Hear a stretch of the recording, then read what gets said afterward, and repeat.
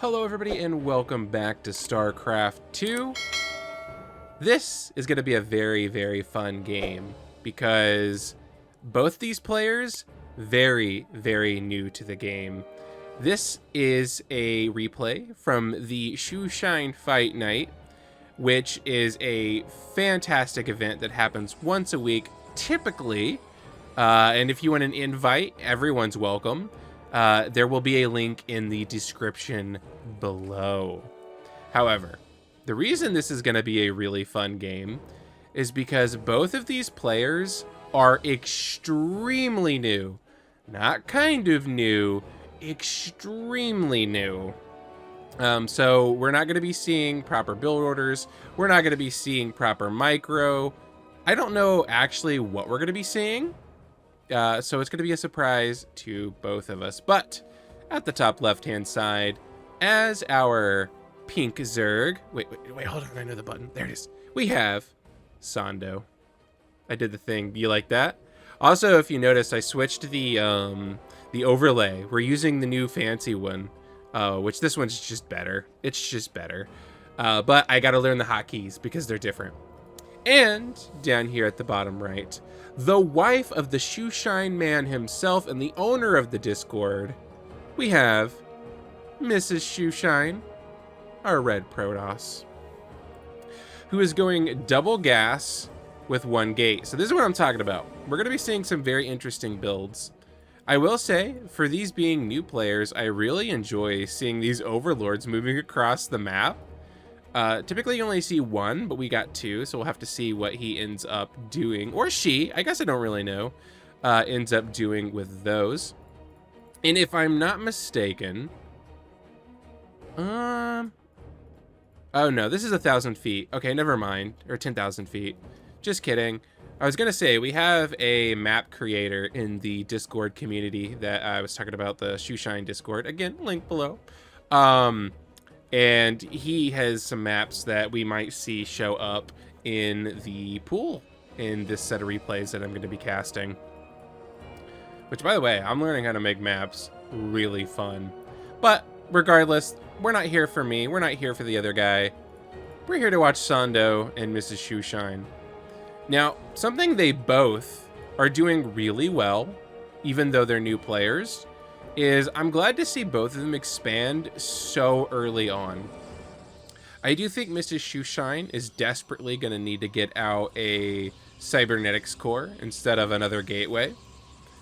Just because having those sentries to be able to force field these tight sections, or even the stalker to take out the overlord, is going to be extremely helpful. Our Zerg player, of course, scouting this, could potentially take advantage of the fact that there's no wall at the main, and there's also no wall in the natural either.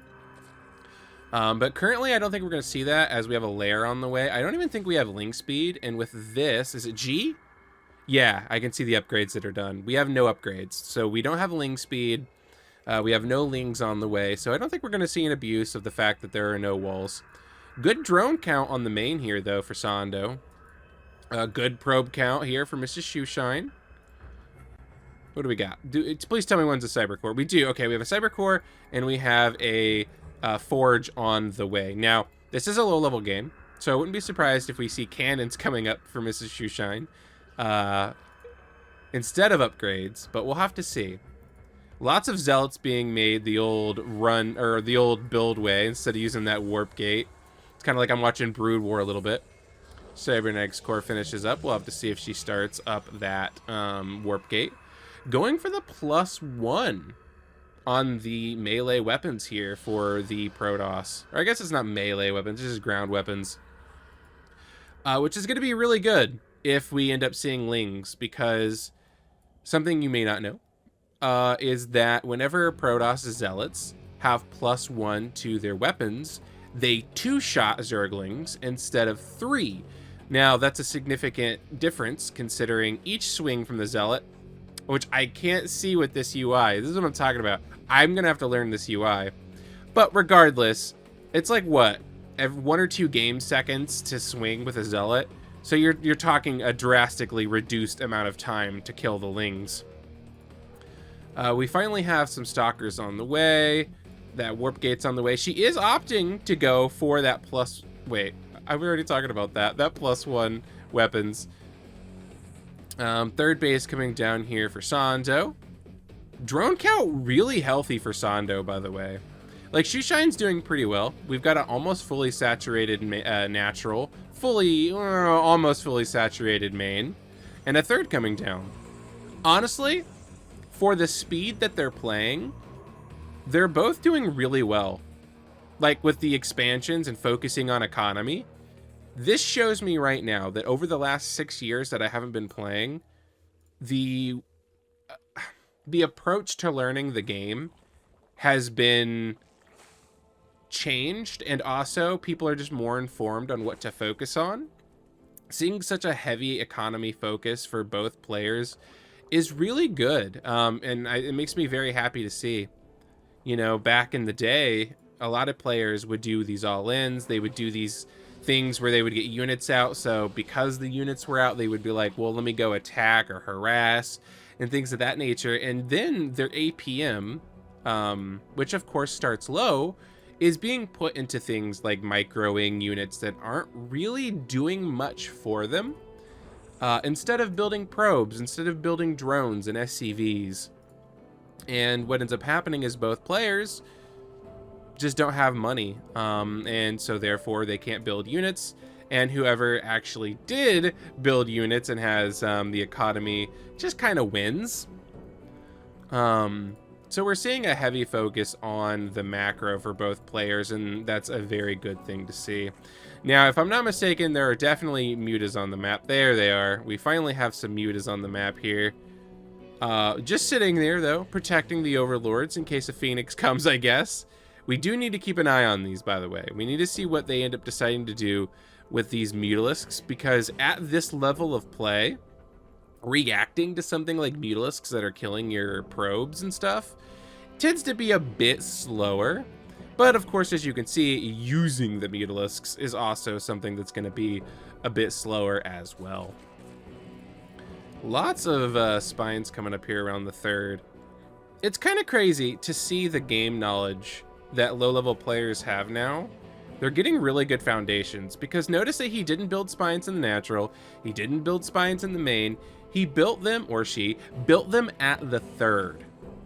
And the reason that's so important is because this base is going to be the hardest one to defend.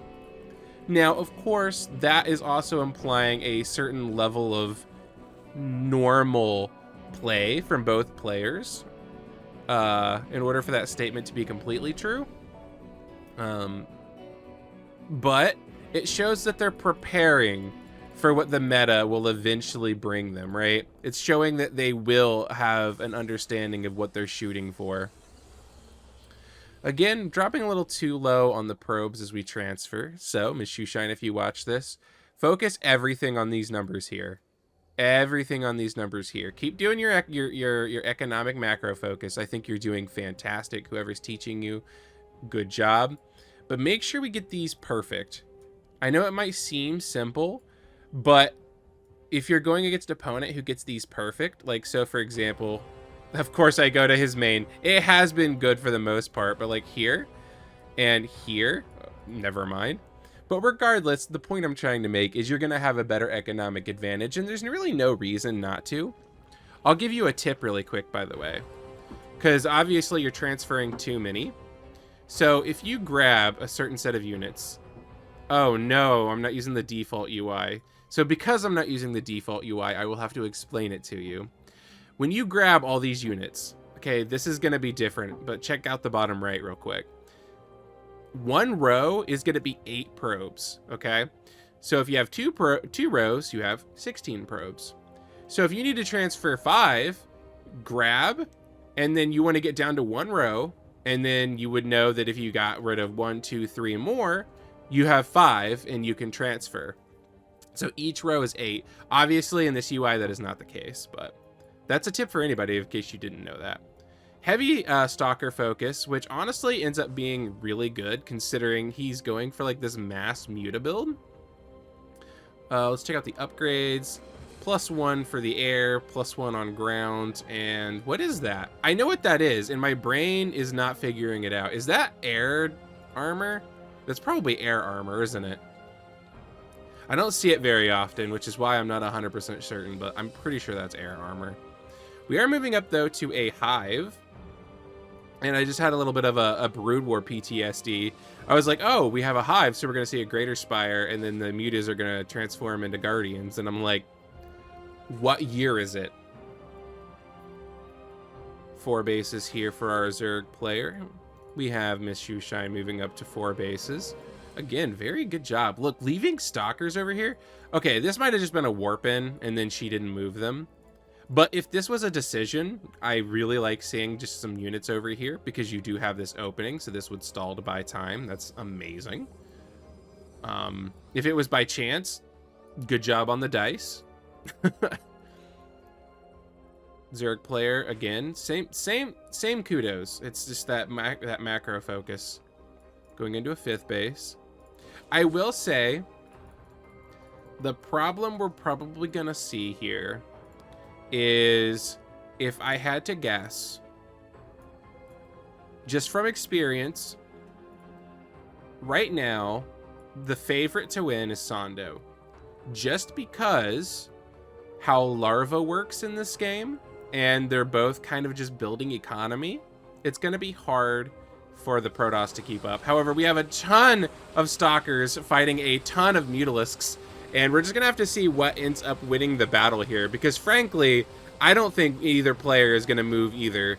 Unfortunately, the mutas at this level, or at this like count, are so strong. So the muta are going to move in here and start attacking MrsShoeshine. She does move the other Stalkers over, which is great. Lots of Mutalisks are going down, but unfortunately, that's just way too many of them. Way too many of them. If we look at the army supply at the bottom down here, it's 123 to 6 right now, and I don't know that MrsShoeshine is going to be able to stop this overwhelming attack of Mutalisks coming in from Saundo. But I want MrsShoeshine... Well, first off, congratulations, Saundo. You did a great job.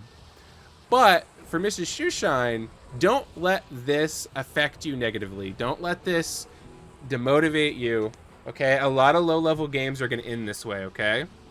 But what you did is you showed that you have a fundamental understanding of macro, and if you continue to get quicker at it, and you continue to start to do it like it's, you know, you're not really putting much thought into it, which is going to take a lot of practice, pretty soon, you're going to have that extra mental stack in APM to simply send a unit over, and you'll see all the mutas, and you'll go, I got to do something about that. But for now, for your skill level, this was good.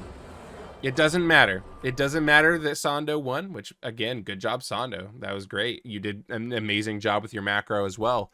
So right now, both players, in my opinion, you both won. I know that sounds silly, but I genuinely think for your skill level, you both did fantastic. Keep working on your macro, and you got this.